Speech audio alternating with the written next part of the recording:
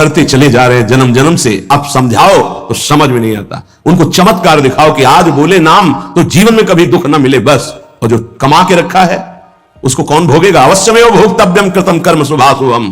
तुम्हारे जपने ना जपने से प्रभु में कोई फर्क नहीं पड़ता, तुम में फर्क पड़ जाएगा। अगर भगवत विमुख हुए तो यह भी जन्म नष्ट हो जाएगा, तुम्हारा अहंकार काम नहीं करेगा। अभी मानव देह मिला, कर लो थोड़े दिन अहंकार, इसके बाद पता चल जाएगा। इसलिए अहंकार छोड़ो, शास्त्र आज्ञा, संत आज्ञा, गुरुजनों की आज्ञा का पालन करो, जिससे तुम्हारा हृदय महान हो जाए। उस महान को प्राप्त करने के लिए हृदय महान चाहिए। तुम्हारा स्वरूप ही है आनंदमय। जीव सहज सुख त्यागी, सहज सुख राशि। तू अपने को नहीं जान पा रहा, इसलिए देह भाव से पापाचरण कर रहा है। अरे सावधान रहना चाहिए। दूसरे की निंदा सुनने मात्र से उसके सारे पाप हमारे ऊपर आ जाते हैं। कहीं परनिंदा हो रही हो तो वहां का सिद्धांत है कान में अंगुली डाले, राधा राधा, कान में इसलिए कि दोबारा शब्द ना पढ़ पावे, और वहां से खड़ा होकर चला जाए। यदि सभा में किसी की निंदा हो रही है और वहां आप बैठे हैं तो आपको वैसे ही अपराध लगेगा जैसे वो निंदा कर रहा है, या उसका विरोध करे। जैसे शिशुपाल श्री भगवान के लिए मलिन शब्द उच्चारण कर रहा था, भीष्म जी खड़े हो गए, महाभागवत है, अगर प्रभु के प्रति अब एक भी शब्द बोला तो भगवान ने शांत हो जाओ, तुम शांत हो जाओ, तुम मत बोलो। कुछ राजा शिशुपाल के पक्ष के थे, आवेश में भीष्म जी आ गए। अगर श्री कृष्ण को कोई एक शब्द भी बोले, मेरे आराध्य देव, पूरी सभा के ऊपर पैर रखता हूं। अर्थात हर वीर को यह मैं कह रहा हूं कि अगर श्री कृष्ण के विपक्ष में कोई बोला तो मैं रौंद दूंगा। केवल मैं भक्त ही नहीं हूं, मैं महाबली हूं। त्रिभुवन में कोई ऐसा जोड़ नहीं जो भीष्म अपने स्वरूप में आ जाए और फिर उसे। वही भीष्म जी जब अधर्म के पक्ष में खड़े हो गए, पांडवों के विपक्ष में, वही भगवान पांडवों के पक्ष में तो दंड मिला, 6 महीना बाणों की शैया पर पड़े रहे। अधर्म के कारण परास्त हुए। ऐसे महावीर महाभागवत को कोई परास्त कर सके असंभव। परम पावन गंगा जी के गर्भ में रहे, जिन गंगा जी का एक बूंद भी अगर शरीर छूटते समय चला जाए तो परम पद मिलता है, उनके गर्भ में रहे। अगर अधर्म का पक्ष ले लिया गया, अधर्म हो रहा है, सभा में बैठे हैं, तो उसी समय तेज नष्ट हो जाएगा, पुण्य नष्ट हो जाएगा, पाप का भागी बनेगा। जैसे भीष्म जैसे महापुरुष को भी बनना पड़ा। सभा में उधर ही बैठे और वही ही महाभागवतों की निंदा और अपमान हो रहा है, खड़े होकर चले जाना चाहिए। जैसे विदुर जी खड़े हुए और छोड़ दिया, आज के बाद तेरा अन्न नहीं पाएंगे दुर्योधन, इस सभा में नहीं आएंगे। जिस सभा में धर्मात्माओं की निंदा हो, सभा का त्याग कर दे। एकांत उसकी झोपड़ी बनाकर रहना पसंद, भिक्षा मांग के खाना पसंद, अधर्मियों का अन्न नहीं, अधर्म सभा का सेवन नहीं। तो भगवान विदुरानी जी के घर गए थे। पर निंदा सुन श्रवण मलिन, बचाना चाहिए श्रवण इंद्रिय को। जहां किसी की निंदा हो, अब तो शौक है इस बात का, निंदा करने का और सुनने का एक व्यसन है। अपने को बड़ा अच्छा साधक मान लेना, दूसरे को हे मानकर उनकी निंदा करना, ये क्या कर रहे हो? अपने जीवन को गर्त में गिरा रहे हो। पर निंदा के केते आवत नहीं कछु हाथ, मूर्ख पर्वत पाप को ले चल अपने साथ। वचन दोष पर गाए, दूसरों के विषय की चर्चा करने का समय कैसे मिलता है लोगों को? नाम जप करो, अपने विषय में सोचो, तुम्हारा मंगल कैसे होगा, तुम निष्पाप कैसे होगे, तुम्हारे दुखों की निवृत्ति कैसे होगी, तुम अपने कर्तव्य का पालन कैसे करोगे, तुम्हारा धर्म क्या है, इस विषय में सोचो। दूसरों के विषय में बोलने की हमारे पास समय वृत्ति कैसे है? ना तो वृत्ति होनी चाहिए ना समय। पर निंदा सुनकर श्रवणेंद्रिय मलिन हो गई और पर निंदा करके वचन मलिन हो गए, और अपने प्रभु से विमुख होकर, हरि से विमुख होकर सब अपवित्र हो गया। शरीर अपवित्र, इंद्रियां अपवित्र, हृदय अपवित्र, स्वभाव अपवित्र। तुलसीदास व्रत दान ज्ञान तप, शुद्धि हेतु श्रुति गावे। राम चरण अनुराग, नीर बिन मल अति नाश न पावे। खास बात कह रहे हैं, शास्त्रों में बहुत वर्णन है। पाप नाश के बहुत से उपाय हैं, बड़े बड़े व्रत, कृच्छ चंद्रायण आदि व्रत, उपवास करने से कुछ पाप क्षीण होते हैं, लेकिन पाप प्रवृत्ति का नाश नहीं होता।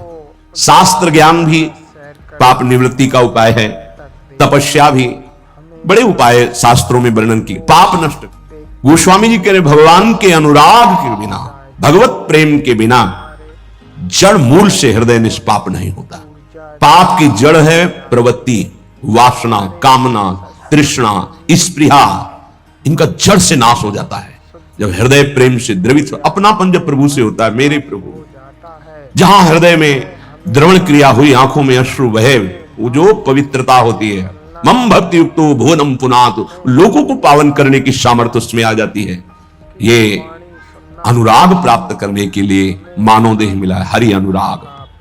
प्रेम प्राप्त करने, कहां प्रेम लग, जरा सी बात हमारे प्रतिकूल हो, हमारी गुरु निष्ठा, भगवान निष्ठा, पता नहीं कहां माया किस कोने में कर देती है कि उस समय में हम केवल उस सामने अनुकूलता को देखते हैं, प्रभु को नहीं देखते, प्रभु के विधान को नहीं देखते। ये नहीं समझ पाते कि हमारे सामने प्रश्न उपस्थित हुआ है, अब हमें अपनी इष्ट निष्ठा, गुरु निष्ठा को परिपक्व रखना है। साधन में उन्नति अपना पुरुषार्थ और गुरुदेव की कृपा, भगवत कृपा दोनों चाहिए। अगर पुरुषार्थ नहीं करोगे तो कृपा है उसका स्वाद नहीं ले पाओगे। कृपा रसोई बना करके सामने रख देना थाल, पुरुषार्थ उसे पाना। पूज्यपाद श्री उड़िया बाबा जी महाराज कहते हैं, साधक का प्रयास और भगवान गुरुदेव की कृपा, ये दोनों सिद्धावस्था की प्राप्ति में अत्यंत आवश्यक हैं। कायर बन के हाथ पे हाथ रख के बैठ जाए कि वो कृपा से सब हो जाएगा, ये कायरता कृपा नहीं सिखाती, ये कायरता है। पुरुषार्थ जितना हम में अध्यात्म बल है उसके अनुसार हम चलने, बकाया सब कृपा से हो जाएगा, पक्का हो जाएगा। मन क्रम वचन छाण चतुराई और भजत कृपा करिहे रघुराई। मन से, वचन से, कर्म से ये चतुरता छोड़ो, अब सब कृपा से हो जाएगा। तो तुम प्रमाद करो और तुम्हारे ऊपर कृपा का प्रभाव जागृत हो जाए, ऐसा कभी नहीं देखा गया। जितना आप में सामर्थ्य मिली उसको लगाओ, शेष चिंता मत करो, कृपा पूरी कर देगी, पर आपको लगना होगा। साधक का पुरुषार्थ, निज चेष्टा और भगवत गुरु कृपा यह सिद्धावस्था को प्राप्त कराती है। साधक का पुरुषार्थ अगर नहीं लगेगा तो विपरीत दिशा में चला जाएगा, असाधन बनने लगेगा। उपासक गुरु को कभी मनुष्य न समझे, भगवत विग्रह को कभी धातु का न देखे कि पत्थर की मूर्ति है कि अष्ट धातु की है कि ये काहे, ऐसा कभी प्रश्न न करे। इष्ट देव का अवतार होता है अर्चा विग्रह रूप में, अर्चावतार।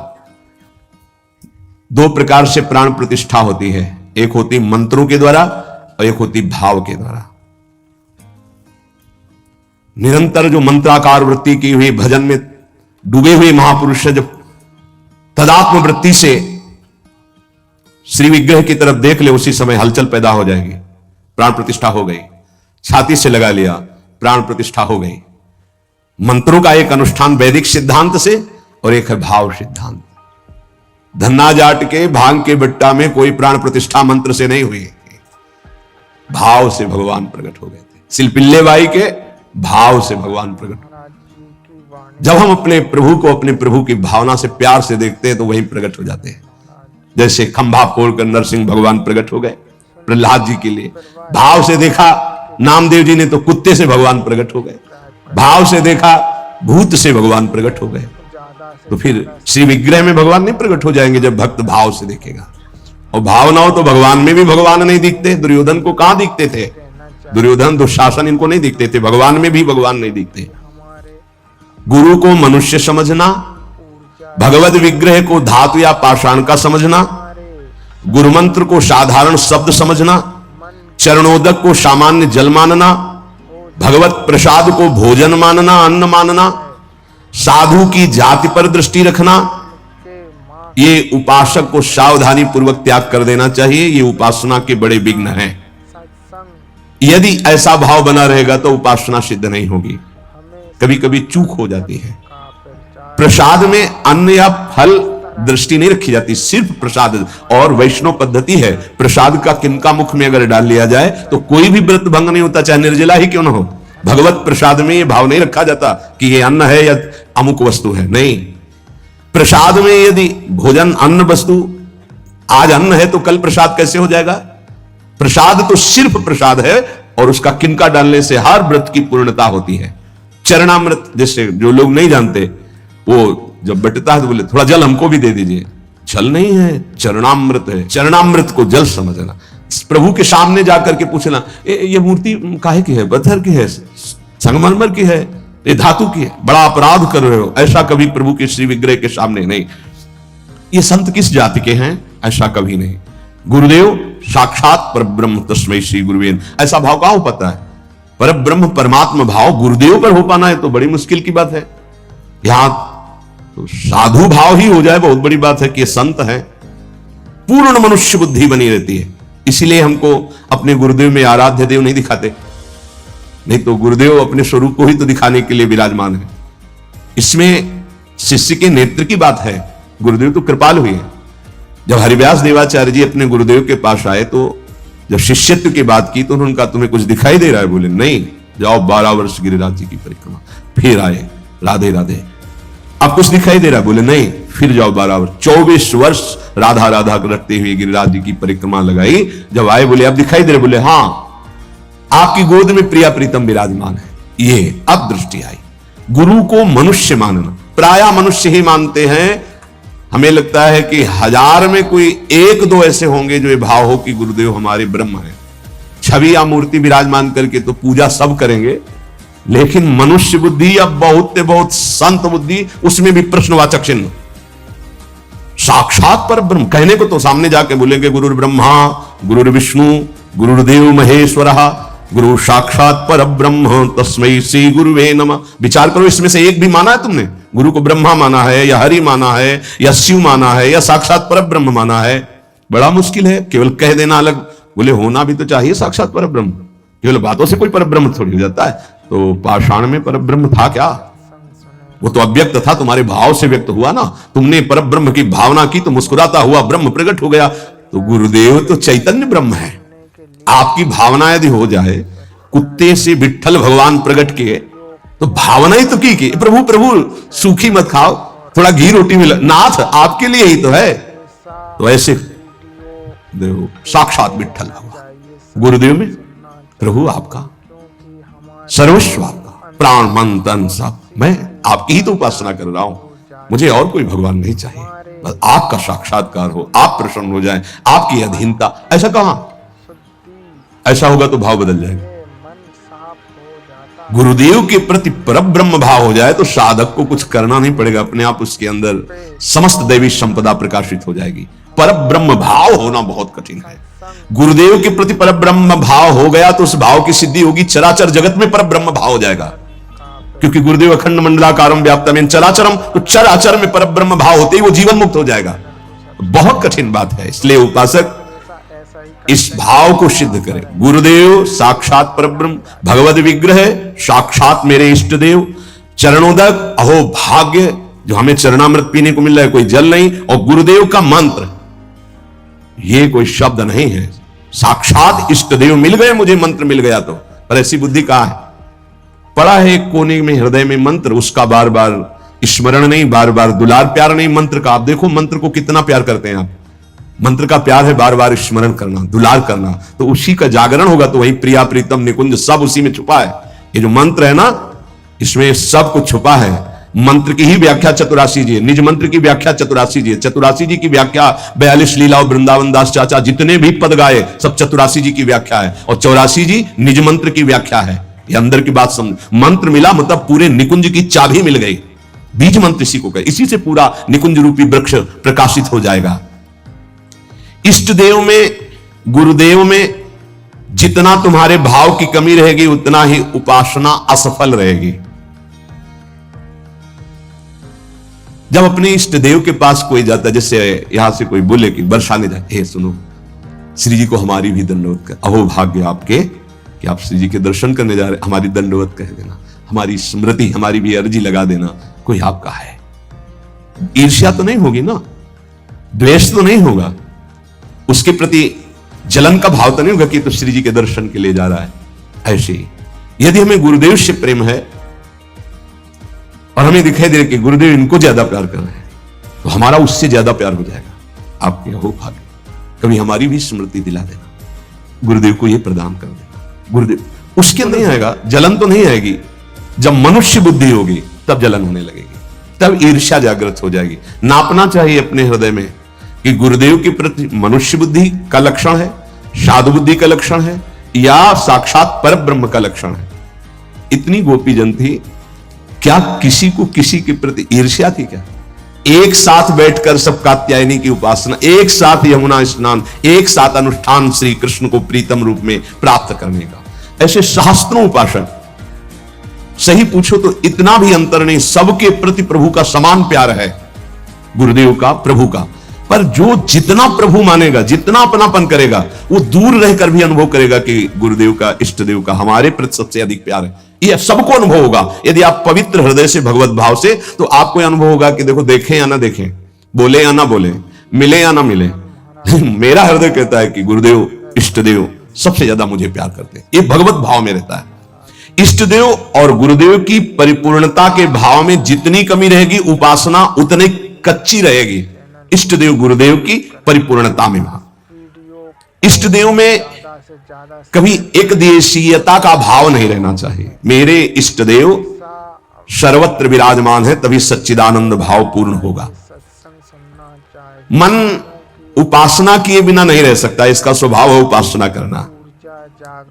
यदि प्रभु की उपासना नहीं की तो भोगों की उपासना ये करेगा ही करेगा, तुम इसे रोक नहीं सकते हो। अगर ये भोगों की उपासना करेगा तो दुख, चिंता, भय, शोक, मृत्यु, इससे तुम बच नहीं सकते हो। और मन का स्वभाव उपासना करना, ये बिना उपासना किए नहीं रह सकता। यदि प्रभु की उपासना नहीं की तो विषय की उपासना करेगा, इसलिए बचाओ इसको विषय उपासना से और प्रभु की तरफ लगा दो। तो बोलिए, जानते हुए कि ये विषय उपासना पाप कराएगी, फिर भी हम इसे क्यों नहीं रोक पाते? तो श्री भगवान कह रहे हैं कि तुम्हारा ज्ञान तीन तरह से ढक गया। पहला, अग्नि में जैसे धुआं पर अग्नि है, अर्थात ज्ञान है, पर धुआं हट जाए तो सही ज्ञान दिखाई दे। ऐसे पहली स्थिति उपासक की विषय उपासना की तरफ, काम वासना की तरफ जब होती है, उस समय एकदम वो ज्ञान जागृत करने के लिए सत्संग आदि का सहयोग तो बच जाएगा। नहीं, दूसरी आती दर्पण में मल की तरह, अब उसमें बड़ा प्रयास करने पर। तीसरी आती है जेर में ढका हुआ गर्भ, अब उसमें समझ में ही नहीं आता कि क्या ठीक है क्या नहीं ठीक है, जो वासना आई वैसी क्रिया हो गई। आवृतम ज्ञान में तेनो ज्ञानिनो नित्य वैरिणा काम रूपेण कौन्तेय दुष्पूरेणानलेन च। हे कुंती नंदन, ये काम अग्नि है, ये कभी तृप्त होने वाला नहीं है। जैसे अग्नि में धीरे धीरे घी डालो तो भड़केगी, वो शांत नहीं होगी। ये ज्ञानियों का बहुत बड़ा दुश्मन है, तो अज्ञानियों का मित्र है। काम से ही तो सुख का अनुभव करते हैं। संसार में शास्त्रों की संख्या में केवल काम सुख के लिए ही सारा चिंतन है। देख लो, हमें पढ़ना लिखना है, खूब रुपया कमाना है, अपनी कामनाओं की पूर्ति करनी। काम का सीधा तात्पर्य केवल एक ही इंद्रिय से नहीं, सर्वेंद्रियों के भोग से है। अगर ये दुश्मन है तो किनका है? जो इस संसार रूपी महान दुखालय से मुक्त होना चाहते हैं। वैसे है तो दुश्मन उनका भी, क्योंकि दुख, शोक, चिंता, भय, पाप आचरण कराता है, पर वो मित्र मानते हैं, इसी से वो सुखी होना चाहते हैं। ज्ञानिनो नित्य बैरिणा, ज्ञानियों का यह दुश्मन है। तो कोई ऐसा न समझ ले कि ज्ञानियों को भी काम परास्त करता है क्या? तो यहां ज्ञानी शब्द शास्त्र ज्ञानी से, ब्रह्मबोध से नहीं है। ब्रह्मबोध संपन्न महापुरुष के हृदय में नहीं स्वात्मा रामम विषय मृग तृष्णाम भ्रमयति, भ्रम पैदा ही नहीं कर सकती माया। जहां आता है जो ज्ञानिन कर चिता परई बरियाई विमोह बस करई, वो शास्त्र ज्ञानी ब्रह्मबोध संपन्न महापुरुष नहीं, वहां गुंजाइश ही नहीं है। जैसे भगवत प्रेमी महात्मा नहीं, अभी वैदिक भक्ति, गौड़ी भक्ति तक हो सकता है, लेकिन अनुराग, जहां अनुरागात्मिका भक्ति जागृत हुई, प्रेम लक्षणा भक्ति, वहां प्रवेश नहीं किसी विकार का।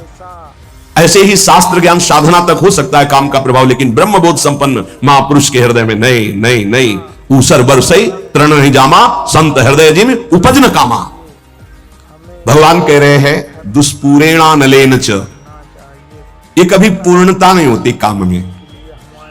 अग्नि में घी की आहुति सुहाती सुहाती डाली जाए तो कभी वो बुझेगी नहीं, बढ़ती चली जाएगी। ऐसे ही कुछ लोग सिद्धांत कहते हैं भोग से योग, भाई शास्त्र तो आज्ञा नहीं करता ऐसा। न जातो कामा कामानाम उपभोगेन साम्यति हविषा कृष्ण वर्तमेव भूय एवाभिवर्धते। कभी काम भोग से कामनाओं की शांति नहीं होती और बढ़ती है जैसे आग में घी डालने से। कलयुग है, बड़े सिद्धांत चलेंगे। कलयुग में शास्त्र विरुद्ध आचरणों की बाढ़ आ जाएगी। शास्त्र चलो, परिपक्व अवस्था आएगी तो सिद्ध हो जाओगे। सिद्धों का नाटक न करे, नहीं तो माया जब अपना नाटक खड़े करेगी तो आप टिक नहीं पाओगे। और जो सिद्ध हैं उनके आगे से लजाकर भाग जाती है माया, अपना कोई प्रभाव नहीं दिखा पाती। नाटक मत करो, ईश्वर की माया बड़ी प्रबल है, डरते रहो। जब परिपक्व अवस्था आ जाएगी तो भ्रम ही खत्म हो जाएगा। आजकल नए नए सिद्धांत बनाए जाते, नई नई बातें प्रकट की जाती हैं, ये समझ में नहीं आता कि शास्त्र सम्मत आचरण करने वाला महापुरुष ही सिद्ध होता है, शास्त्र विरुद्ध आचरण करने वाला नहीं। जिस समय माया ये देखेगी कि तुम मायापति के भी ऊपर सिद्ध हो गए हो, फिर वो जब प्रश्नवाचक चिन्ह खड़ा करेगी तो फिर नहीं निकल पाओगे। यहां बड़े बड़े झुक के निकले हैं, कोई भी हो। इसलिए हर उपासक से प्रार्थना है कि दंभ नाटक पाखंड न किया जाए, धैर्य पूर्वक चलोगे तो सिद्ध हो जाओगे। तुम्हारा जन्म ही हुआ है सिद्ध होने के लिए।